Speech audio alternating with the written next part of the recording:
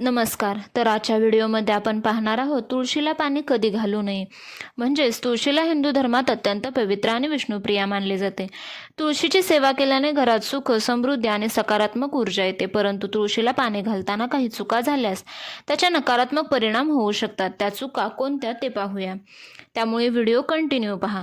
पहिली चूक, अवेळी पाणी घालणे. म्हणजे सकाळी उशिरा किंवा दुपारी तुळशीला पाणी घालू नये. तुळशीला सूर्योदयाच्या वेळी सकाळी लवकर पाणी घालावे. सर्वात शुभ मानले जाते. सूर्यास्तानंतर संध्याकाळी पाणी घालू नये. तुळशीला स्पर्श करू नये, ते निषिद्ध मानले जाते. तसेच दररोज पाणी घालण्याच्या नादात एकादशी आणि रविवार पाणी घालू नये. प्रत्येक एकादशीला तुळसमाता भगवान विष्णूंसाठी निर्जला उपवास करते. त्यामुळे या दिवशी पाणी घातल्याने तिचा उपवास मोडतो असे मानले जाते. या दिवशी तुळशीला स्पर्श करू नये, तिची पाने तोडू नये. तसेच तुळशीला पाणी घालताना पाण्याचे प्रमाण हे जास्त नसावे.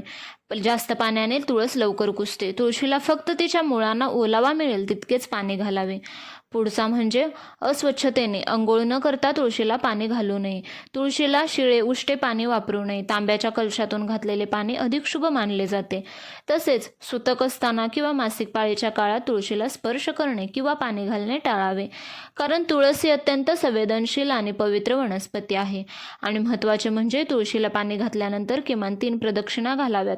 जर प्रदक्षिणेला जागा नसेल तर स्वतःभोवतीच गोल फिरून नमस्कार करावा. तुळशीला पाणी घालताना हा मंत्र जरूर म्हणावा. महाप्रसाद जननी सर्व सौभाग्यवर्धिनी आणि व्याधी हरा नित्या तुळसी त्वम नमोस्तुते. त्यामुळे तुळशीला आपण लक्ष्मीचे रूप मानतो. जिथे तिची सेवा केली जाते तिथे सुख समृद्धी अखंड राहते.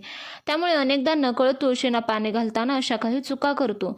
त्यामुळे आपल्याला लाभाऐवजी हानी सोसावी लागते. तुळशीला पाणी घालताना चुका कटाक्षाने या टाळल्या पाहिजेत. तसेच सुकलेली वाळलेली तुळशी वृंदावनात ठेवू नका, ती लगेच बदला. तर अशा प्रकारे तुळशीला पाणी घालताना या चुका अवश्य टाळा.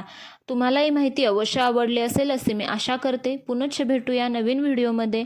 चॅनलला अजूनही सबस्क्राईब केले नसेल तर प्लीज जाता जाता सबस्क्राईब करा. व्हिडिओ आवडला असेल तर प्लीज लाईक अँड शेअर करा. व्हिडिओ पाहिल्याबद्दल धन्यवाद. श्री स्वामी समर्थ.